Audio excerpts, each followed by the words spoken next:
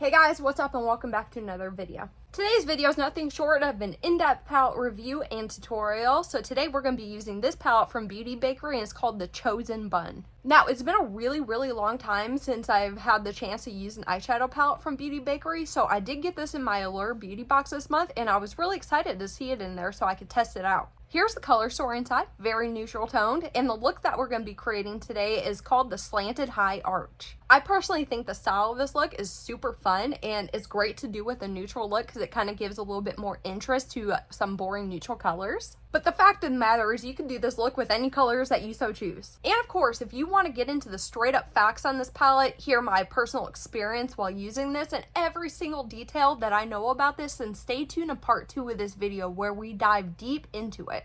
But as for right now, let's just hop right into the tutorial. So I always like to start with my eye prep steps, and as for this palette, you really don't have to. And of course, later on in this video, when we get more into the details, I'll let you know all about the blendability aspects of it. But for right now, I want to let you know that this palette works just as well on a prepped and set base as it does on a bare and untouched eye. So as to not waste any time, I'm just going to go in on a bare eye today. So for this eye look, the first thing that we're going to do is go ahead and create our slanted arch shape. And for that job, I'm going to take a really tiny fine detail brush and I'm going to hop into the deepest shade in the palette, which is called Brown Sugar. So if you ask me my opinion, this is the trickiest part of the look that we're about to get into. When I first created this look, it took me about 3 times to get it right. So just go slow with it and be patient with yourself and you'll get it. So after several times of doing this, I found out the best place to start with this shape is to start at your actual eyebrow.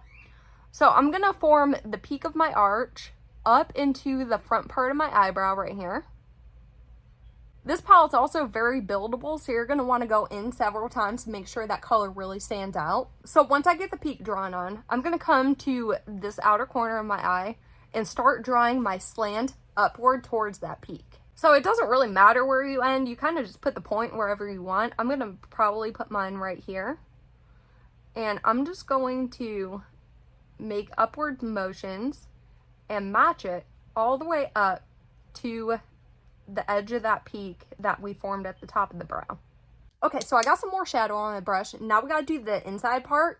So for this, I'm going to start at the top part and bring it all the way straight down into my inner corner. So initially when I did this, I worked from the inner corner up and I kept missing the mark on it. I couldn't get it to line up right. So when I started from the top working down, that's where the magic happened. So I'm just going to do this in short strokes and go all the way to my inner corner. So this is the basic shape that we're going to be working with today. Now, after I get that applied on there, I'm going to get some more of that deepest shade on my brush. And I'm still sticking with that same little teeny detail brush. And I'm going to start blending this deep shade downward. And I'm not going to use a heavy hand at all. I'm going to hold my brush very close to the back end of it. And I'm just going to very lightly make little swirls along the entire line and just bring it down some. I guess the main goal in this step is you want to blend out the harshness on the inside of the slope. So now same brush, we use this brush for a lot of this look just because it's super easy. I'm going to go into the shade called Cinnamon, which is about a step down in shade from what we were just using. And now I'm going to take the shade above my crease and blend this upward into the depth that we have going on. So I'm just going to start by putting this in the bare areas and blending this upward. And don't forget to bring it into the inner part too, so you want to blend in and up at the same time. Now, before we move on to the next step, you want to get rid of any noticeable harshness that you have between the blend. So I'm just taking a clean brush and just kind of buffing in between both those shades just so they kind of merge together a little bit more seamlessly.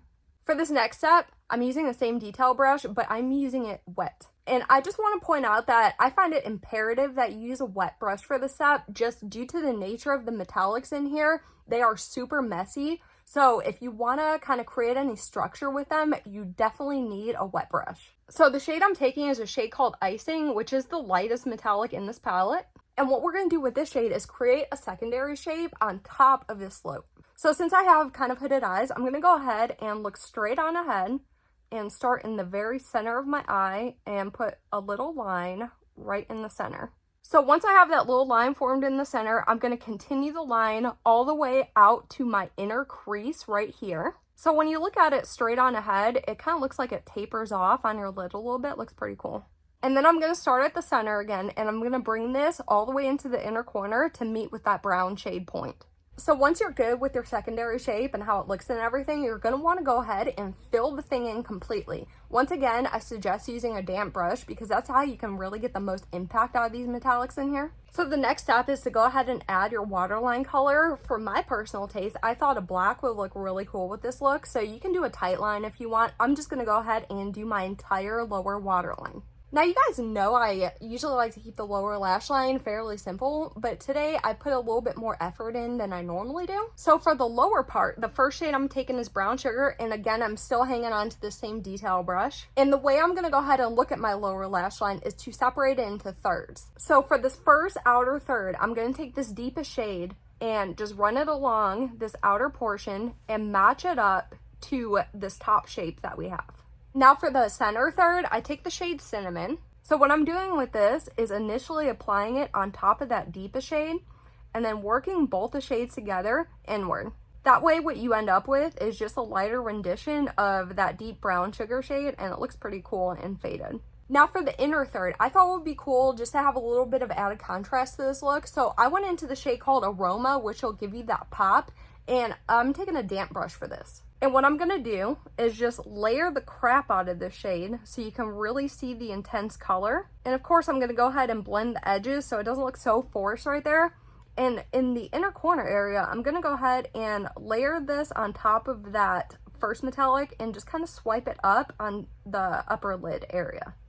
And then to finish the look, I'm just going to go in with some of this YSL Beauty Mascara. And guys, that's the entire eye look. I think it's super fun. I love this style. I think it would look really cool if you did kind of a rainbow effect with this, but that's just me because I love colorful eye looks. But if you are a neutral girl, this is a fun way to put a twist on the traditional neutral eye look.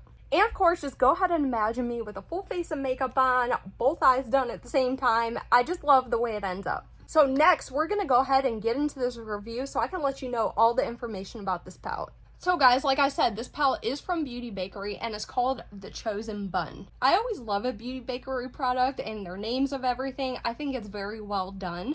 But let me tell you about something that I don't like right off the top, and that would be its packaging. Now later on in the segment, we're going to get into the pricing of this palette, but right now I'm going to tell you that this costs $38. And this is giving me nothing more than your standard cardboard packaging. And I'll let you know that the simple manufacturing cost for a palette such as this is somewhere around $3 to $4. So at the $38 price point, I want something for that money. And with this, I'm not getting anything. Nothing about this palette stands out to me that you can't go ahead and get on AliExpress for $2. So if you ask me, beyond the formula, we're not even talking about that yet, just the packaging alone, they're beyond overcharging for this. So when you go ahead and open it up, there's no mirror inside, and then you have 9 different shades in here, each coming in at 1.5 grams each, which is above the average amount per pan. So within these 9 shades, you're getting 2 unique formulas. You're getting 4 different mattes and 5 different metallic sparkles. I'm going to go ahead and pop up a picture of swatches that I took from this palette so you can see how every shade looks swatched out on my skin.